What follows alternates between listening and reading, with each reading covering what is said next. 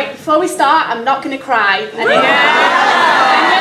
I'm making that statement to myself because I just looked at Sean and yeah, I'm sure, because I did it last time. And although when I look at everybody's faces now, I might start going. So just bear with me.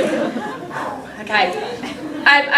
I've not written a speech or anything because everything that I'm saying is what I mean and from the heart. And when I started in November, this was my first year in this role, and I've been with the festival. This is my third festival now. And when I started in November, I was absolutely petrified because I thought, oh my God, how the hell am I going to do this? I'd completely forgotten everything, and even though I'd just been down at the Olympics and looked after 2,000 volunteers, it was still a really daunting aspect. But then as soon as I sent out the email to everyone that was part of the festival in 2011 and got all your responses, I was just like, right, I know I'm going to get a good team behind me. So, first of all, thank you to all of those returnees from 2 years ago that wanted to come back and got us off to a really great start and had a really good team of you. And then just the whole process really is meeting you all at the interviews, obviously with help from Mr. Matt Hatt, the one and only. Where is he?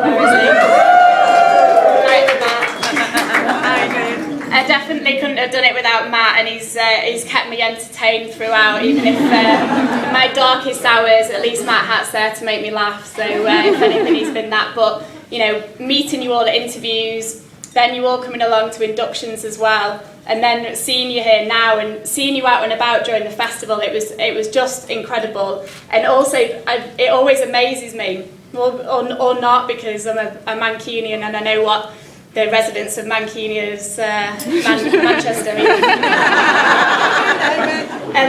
it's all the different personalities. It's just incredible, and how you all come together and make this incredible team, and how well everyone gets on with one another. I don't think we had any fights, did we? No. Which is great for Manchester. I was expecting at least a few. There might have been a few scuffles of who was getting into Macbeth and who wasn't.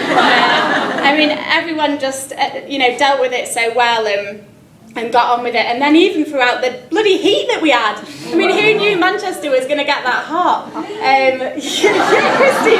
Christine ordered it in, and it came, didn't it? And finished as soon as the festival finished as well.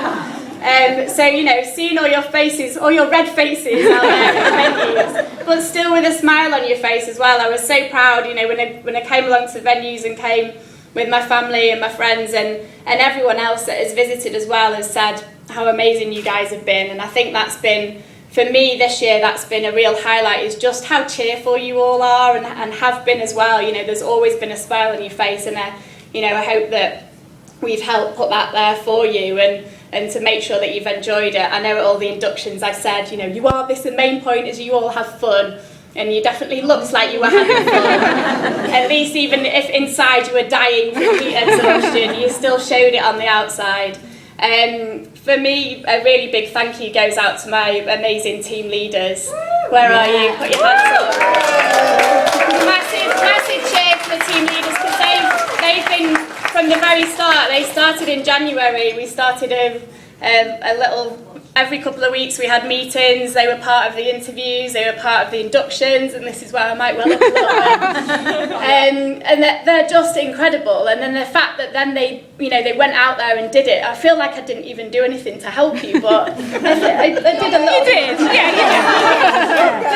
It just felt like you just went out there and just got on with it, and I'm really grateful to that, because I think without them, we wouldn't have been able to do that, and then without you as well. So, that whole process, the team leaders for me are a big respect, because I definitely went to some of those venues and the way you had it all under control, and within just like one briefing that you probably had at the venue, and then you just got on with it, which is amazing.